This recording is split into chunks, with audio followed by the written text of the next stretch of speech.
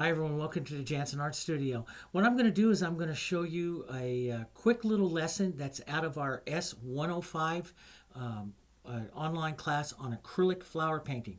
In that class, which has between 40, 50 videos, I think I'm up to 48 now, but we're adding more.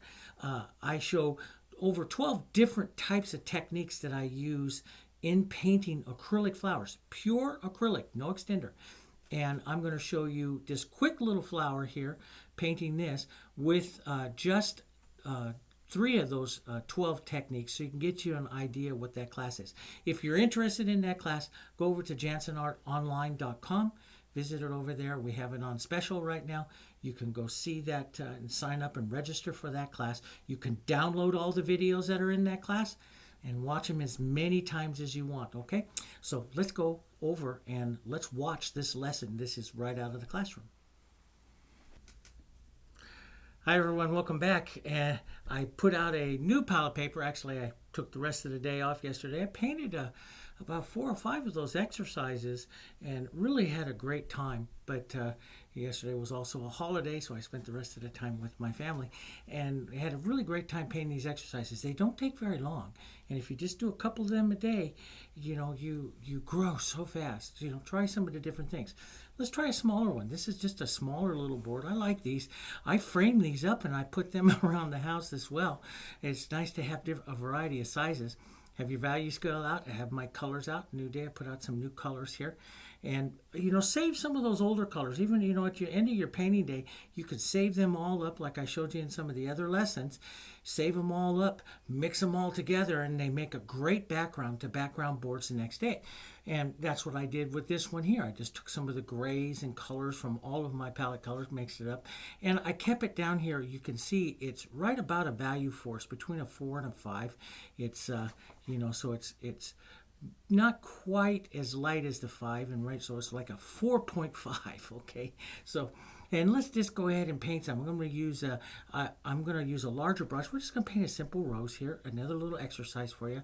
First, I'm going to put down some color with my my larger brush, and we're going to paint something a little unusual too. Try all different kinds of things. Let's make ourselves our orange, which is a lot of yellow, and some of our naphthol red light. It makes a beautiful orange. Let's cool that just a bit here, just down like that. That's a beautiful color that works, and I'm just going to glaze some of that color here. Just pull it right over this background, leave some of the background showing through, but that's just a real beautiful color. Isn't that kind of pretty? I love to do these types of compositions like this, that quick one. I wrote a couple of books that are really great. They're Painting Simply books. They're quick compositions for both scrolls and for both flowers. Look those up, quick compositions. I have it also for landscapes. Those of you who want to take the Paint Simply into some of the landscapes. They're fantastic to do small compositions, give you composition ideas, lots of step-by-step photos of it. They're fantastic. So give those a look if you want. Okay, so let's come in here and let's paint a rose here. So I'm going to come in, I'm going to do a white, let's do a white rose. Okay, we can have maybe a little yellow in it. That would be pretty. Some of our orange in it would be pretty. Let's, since our value is right in here, right between a 4 and a 5, we'll start out with a softer color. Now, see, if I want this is kind of orangey color. What's the opposite of the orange color here? If I want this to gray down, now I really don't want to. I think that's kind of a pretty color, but if I want that to gray down, see, I could take just the tiniest little bit of blue. Let's put it right down here, and you'll see that gray. See how that grays that color really fast, because they're complements. So you always keep that in mind when you're painting. Where's your complements coming? Where's your where's your gray factor coming in a color? Working complements here. So let's look at our colors here. This is right about a 6, not quite a 7, right about a 6. I could have it up to a 7, which is kind of what I want today. So let's go right up. Remember, they will dry a little. It's a little darker than that. It's a little lighter than that. It's right about a 7. And so you can see that number 7 there, okay? And let's just go ahead. So I like a 2 value difference here. Let's just put this little rose out here like that. That'll be a nice, sweet little rose. All the circles, right? There's our circle. Okay. Now, we can take some cool color. Let's take a little cool color. Let's take a little bit of our red in with that too.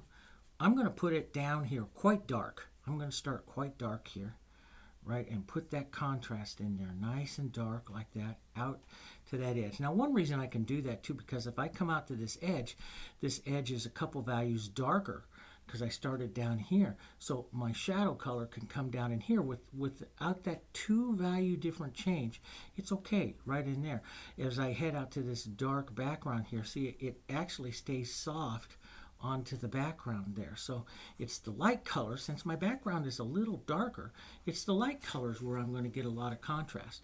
So I'm going to carry that down. I'm going to carry the shadow side down on the flower, something I like to do.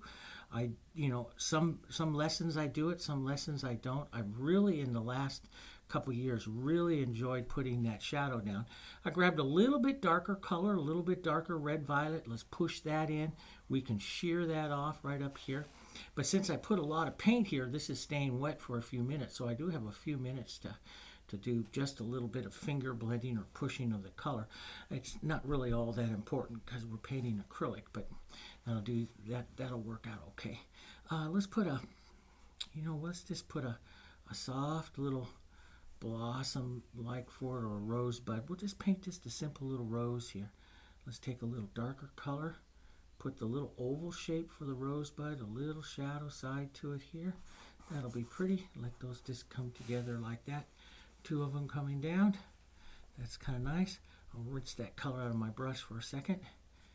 Let's take some of this and lighten this up, this orange. Let's get this lighter. Now we started out with a 7. I'll go back towards that 7 again because, see, it's drying down. It's drying down a little darker, so it will appear lighter and more colors. I'm going to build the color. Now, that's what happens with acrylics a lot, especially when we go rinse our brushes and stuff. We can start to thin out our color. So it's good to come back a second time and state some of it again. I'm going to build the bowl here. So I'm going to slide over towards my darker, towards a shadow here a bit, and keep the shadow side of the rose and this side. And just going to lightly carry through and paint the round bowl of the rose. Push that right down there to keep that shadow in there. It keeps the shadow of the bowl. Let's put a little bit of that back here, just of that darker shadow side. That keeps the back of the rose there fine. Maybe a little lighter with this slide up here, a little lighter. Now, if you're working on a super hot day, and we're under a heat warning here on the East Coast here, and it's really hot, and the air was very humid. Now today it's a little bit drier, so everything dries just a little faster. But you can use your mister bottle. Just give that a quick little mist right there to keep that wet. Okay, just keep that wet. Now let's go change the color up a little bit, maybe just a bit lighter. Just a bit lighter. Let's get just a bit more yellow, just a bit lighter. Let's start out here. Here's where our stem was going to come in. Let's do like a flat brush petal stroke here, maybe 3 strokes out like that, and pull that in like that, and that sets the petal. Then what do? We push in and out here. Immediately push in and out here to shear off that color, and that gives us our other values up into there. How far you push out is, really controls the look of the petal. Let's come out here. Let's keep these a little closer here to that edge in there. Push in and out. See, doesn't that make a nice little rose like that? Just pushes that in right away. And so out like that. And now I'm not using any extenders and stuff, but like I showed towards the end of this class, there's this whole section there on painting with extender, brush mixing in extender. If you find it just dries too fast for you, just way too fast for you, you can paint with the extender or go do that halftone, okay? But also, drying too fast has something to do with playing with it. So don't play with it. You see, I take 3 strokes, I'm done, I push. And that's it, I don't sit there and play with the shape. I put it on, I let it, it's not a perfect stroke or anything like that, and I can control this. If I want this to be more powerful, I let it dry a few minutes here. If not, I just push in and out just a touch here, just to get some movement to that petal like that. And that just sets a pretty little petal there. And then we'll come in. Let's darken it down since we're on the shadow side. Let's cool it down, grab a little bit of our cooler color, a little bit of other color. Now we're heading to that shadow, and see, that just helps the shadow side of the rose. Push in and out a bit. I like to leave that just real casual like that. Perfect. Now let's come back up. Let's grab a little more yellow into that, a little lighter. We're at 7. We can go all the way to a 9 up here if we want to, because that's where the rose is, and especially if we want to go up towards that white rose. So we can come in here and set a different light petal, maybe something like that, and then push the bottom. That's a lot of difference there. And if I can't push the bottom enough, which I can here, I can get that in. That's good movement in like that. But if I can't get that in there, then I put a halftone in. That's the rule. Put a halftone in there. Let's reach out here to the outside. Grab a little more color. Let's reach right out here. Leave a little bit of that shadow showing. And pull in the next one right in there. Push that in and out. And again, you know, if you can't get that soft out there, put a halftone. Maybe drop it down just a bit here. And push one right in there like that. That kind of joined up with that one, and it's okay. It still looks good. Let's push a little bit here. And let's get a little bit darker right down here. Just a little bit. Just push that bowl. Just push that bowl. Let's take some of this right up over here and create a feeling of some petals over there onto the other side. Yeah, that's kind of nice. And we'll come back, revisit our lights again. Here. We can add another little light petal down, you know, bowl petal here across like that. That's kind of pretty, joining up like that. Now that gets real close to that bowl, so sometimes, you know, I can push that and get that, but sometimes it's kind of nice just to restate that shadow, restate that halftone down there, and it restates and that whole shadow back in there, and you know, so it's not quite as dark. It's just a couple values. You always work in a couple values. So if I'm up here like a 9, then I'm going to drop down towards my 7 here. So the shadow I just put on here, see, is it just right? Yeah, it's closer to a 6, but right between a 6 and a 7. But if you keep that right within 2, working 2 all the time, then you get this nice soft look to your rose. If you jump more, which is okay, but if you jump more, you get more contrast. And that's okay. You can paint. I paint more contrast roses all the time. But working values like this is just so important. Now, I'm just going to take that. You see me just kind of push up like this. I'm just going to drop that in here like that and just run right onto this chisel here. Maybe curve it a little bit so that petal comes in line right there.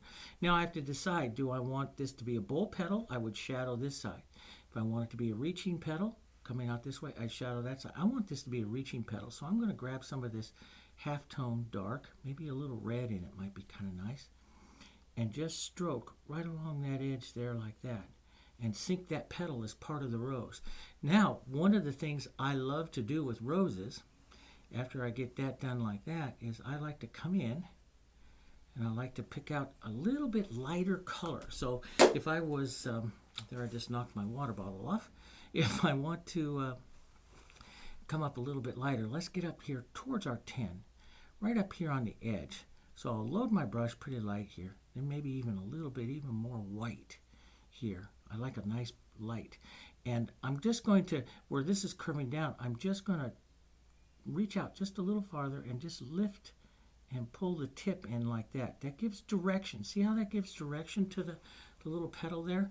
And then I go back and revisit a few other little petals just out onto the tip, and that carries that light out there, which is really important to the light and dark of your roses. Carry some of that light out.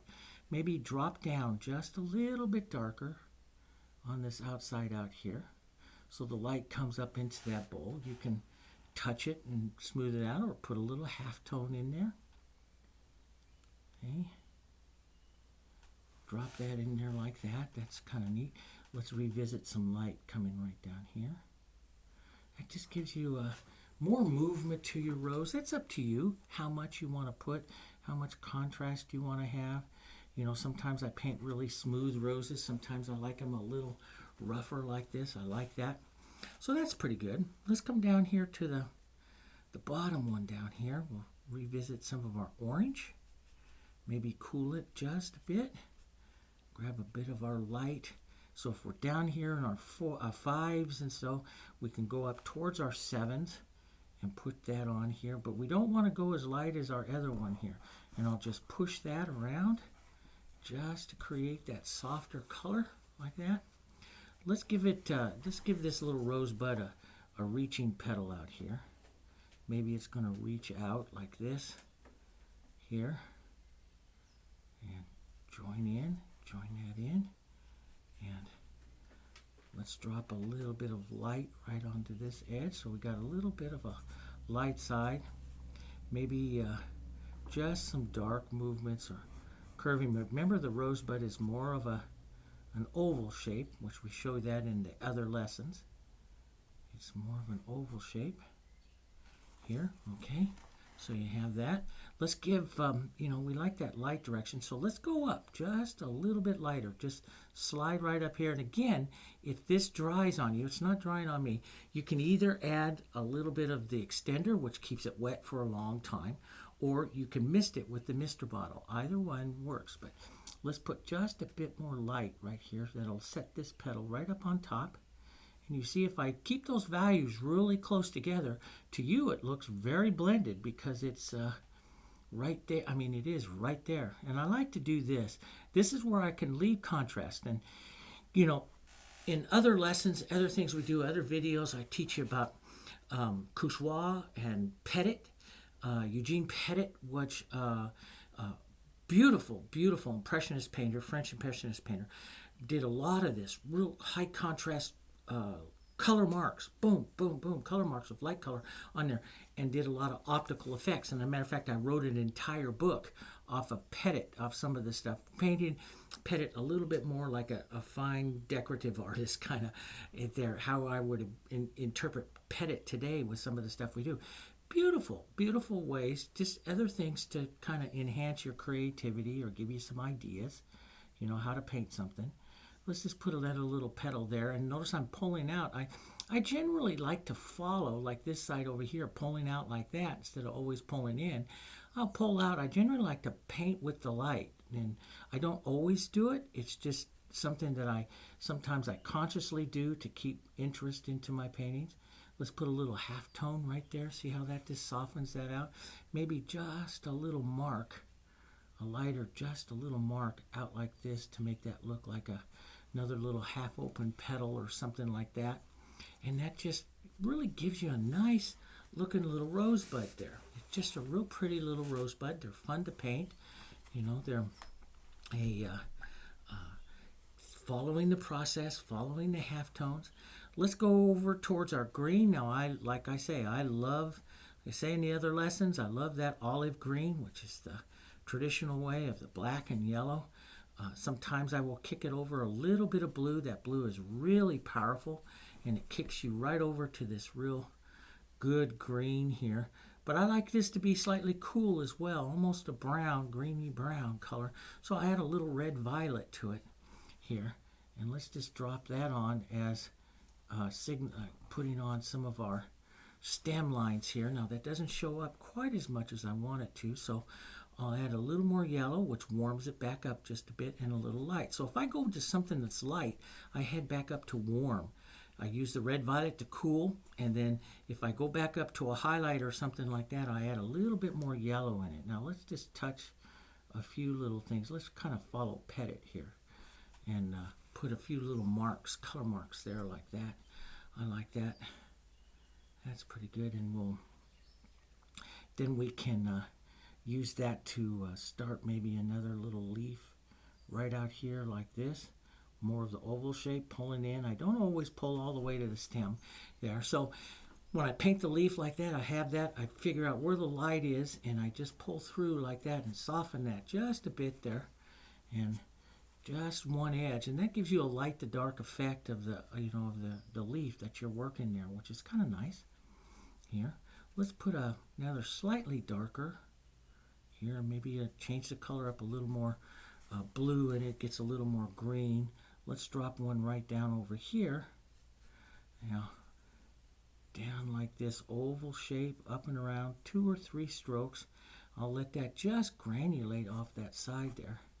So that's just very soft. Now, well, like I said, in a lot of the other lessons, I like to take, now see, I'll warm it back up, light it up back up here again. I like to take, let's go just a touch lighter. That would actually be very good on this one. There, I like to put the little stem like that, just with a quick stroke of the chisel. Just like that. That just makes a quick stroke of that little chisel like that. And you can come in here and hit a little bit of that light if you want to on your rose, but on your leaf. But I don't worry about that too much. Let's just hit a little bit up here. Here, just a bit of that there on that leaf there. That's kind of nice. Now, I'm going to show you also some negative painting here. So we'll come in. We'll put in a little bit of the negative background painting. I'll go darker and I'll go cooler here. This will increase the contrast of this, but I can also use this to shape up the back of my rose somewhat here. And say, okay, I'll turn that into a petal. I'll push some of that green out like that. Push some of that movement out. Let's take a bit of that right up into here. And see, I can shape up the rose, the interaction of the lines. That increases what we call the lost and found edges of the flower, and which is really important here. If you're doing optical effects, which is what I show you in so many other lessons, optical, because I'm an optical painter. I paint for the optics of, what happens when you step back from the painting and your eye blends it. That's what I paint for.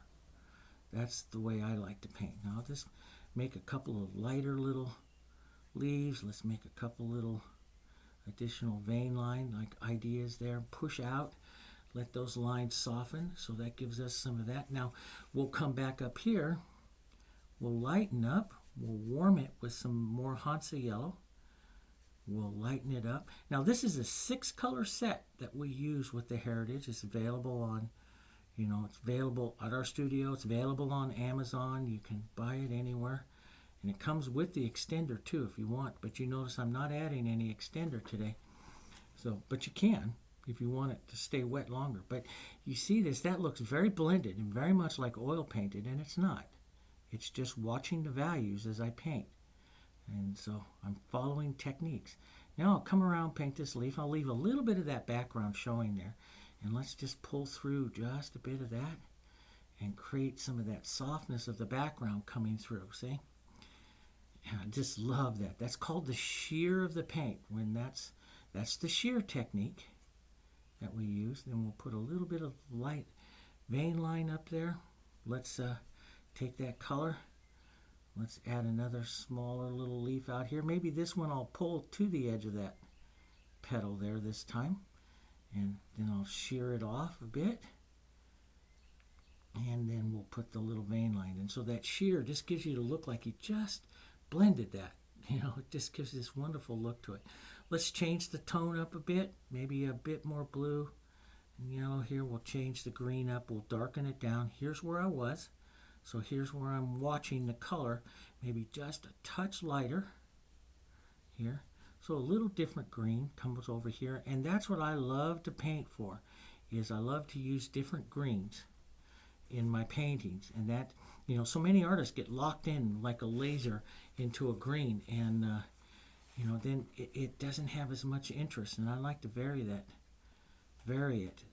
greens. That's, it's the most common, the leaf is the most common element in your painting, and so it's something that you should want to have a lot of variation in. We'll just put this nice Eugene Pettit's color marks and movements out through here, just to move color back and around. That's kind of nice. And maybe a stroke or two or some nice dark brown, which is red, a little bit of black here, a little bit of yellow gives you a beautiful dark blacky or browny kind of color, which I really like. And let's just drop a few little lines of that in the painting. I like, this color, especially this. It's a darker value of this background, and we can even push a little bit right into here just to increase the contrast of that rose. Boom, out it comes like that. And it's a fun little painting here, just to get some of that little movement like that, and to try some of that. Now you watch that as it dries if you want to go in and add some more contrast. If you want to come back, let's say I want to come back, let me clean that color up because it's a nice toned color. Let's come back out here towards our orange here, just like that. Okay, yeah, that's pretty good. Maybe a bit more yellow. Now let's just lighten that back up towards our 9 or our 10. Let's go all the way back up here, back up to our light color, because I'm just going to revisit. Now you remember acrylics dry a little bit darker, and so I always tell my students, I always say to you here, before you leave your painting, go back and revisit some of your highlights. Sometimes it's the second time through, puts a little bit more paint on there, a little bit more texture on there. But see how that popped that petal up? That gives more life to that petal. You just come back, going right between a 9 and a 10 here. And let's just pop up that edge just a bit more here. Now if I want, I can take a nice softer, cooler half tone right there and just put a little bit on that edge and that soften it.